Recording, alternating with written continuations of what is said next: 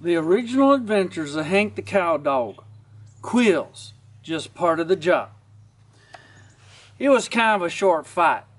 Coming down, I seen them quills staring up at me, and I tried to change course. Too late. I don't move so good in midair. I lit right in the middle of him, and bam! He slapped me across the nose with his tail. Sure did hurt, too. Brought tears to my eyes. I hollered for Drover to launch the second wave, but he had disappeared. Porcupine took another shot at me, but I dodged. Tore up half an acre of brush and got the heck out of there. As I limped back up to the house with pincushion feet, my thoughts went back to the murder scene and the evidence I'd committed to memory. It was clear to me now that Porcupine had nothing to do with the murder, because porcupines don't eat anything but trees. Drover had found the first set of tracks he had come to and started hollering about coyotes. I'd been duped into believing him. Yeah, it was clear. I had no leads, no clues, no idea who killed the hen. What I did have was a face full of porcupine quills, as well as several on my paws. I limped to the yard gate. As you might expect, Drover was nowhere to be seen. I sat down beside the gate and waited for Loper to come out and remove them quills. A lot of dogs would have set up a howl and a moan. Not me. I figured that when a dog got to be the head of ranch security, he ought to be able to stand some pain. It just went with the territory. So I waited, and Loper didn't come out. Them quills were beginning to hurt. Then my nose throbbed. Felt like a balloon. Made me awfully restless. But I didn't whine or howl.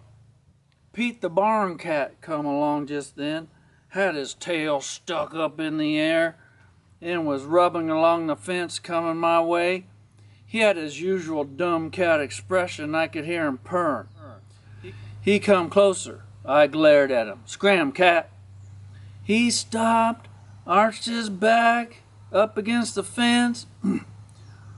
What's that on your face? Nothing you need to know about. He rubbed and purred, then reached up and sharpened his claws on a post.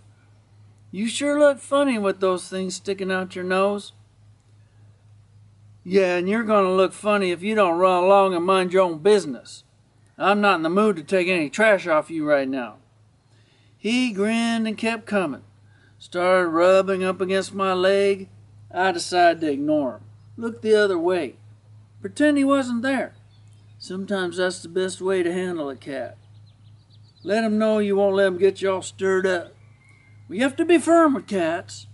Give him the slightest encouragement and they'll move right in and take over. Pete rubbed and purred. I ignored him. Told myself he wasn't there. Then he brought that tail up and flickered it on the end of my nose. I curled my lip and growled. He looked up at me and he did it again. It tickled my nose. Made my eyes water. I had to sneeze. I tried to fight it back but couldn't hold it. I gave a big sneeze, and then them quills sent fire shooting through my nose. Kind of inflamed me, don't you see? And all at once I lost my temper. I made a snap at him.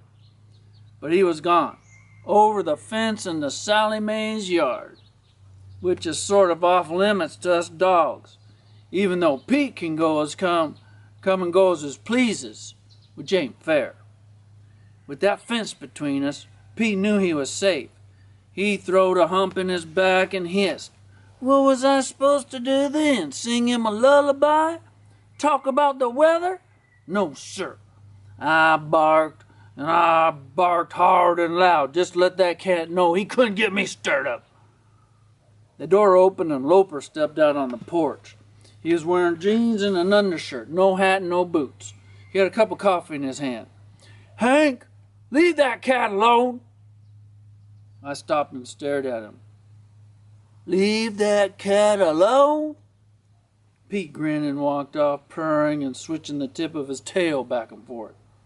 I could have killed him. I whined and wagged my tail and went over to the gate where Loper could see my nose. He looked up at the sky He took a drink of coffee, swallowed a mosquito on his arm, looked at the clouds again. I whined louder and jumped up on the gate so he couldn't miss seeing Hank, why, his loyal friend and protector of the ranch who'd been wounded in the line of duty. "Don't jump on that gate," he yawned and went back into the house.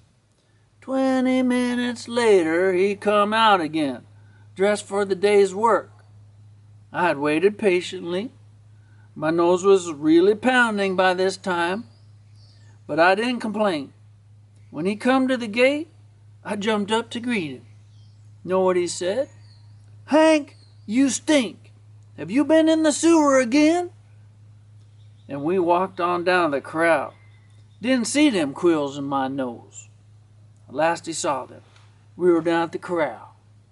He shook his head and muttered, "Hank, when you gonna learn about them porcupines? How many times have we gone through this? Well, Drover never gets quills in his nose." Well, Drover's a little chicken and Loper didn't understand. Nobody understood. He got a pair of fencing pliers out of the saddle shed, threw a leg lock on me, and started pulling. It hurt. Oh, it hurt. Felt like he was pulling off the end of my nose. But I took it without a whimper. Well, maybe I whimpered a little bit, but we got her done. Loper rubbed me behind the ears. There, now try to stay away from porcupines. He stood up and started to dust off his jeans when he noticed a wet spot. His eyes came up to me and looked kind of wrathful. "Did you do that?" Well, I was on my way to tall timber when he threw them pliers at me. I couldn't help it. I didn't do it on purpose. Them quills got to hurting so bad that I had to let something go. Was it my fault he had a leg lock on me and got in the way? Make one little mistake around this ranch and they'll nail you to the wall. Well, I laid low for a while, hid in the post pile, nursed my nose.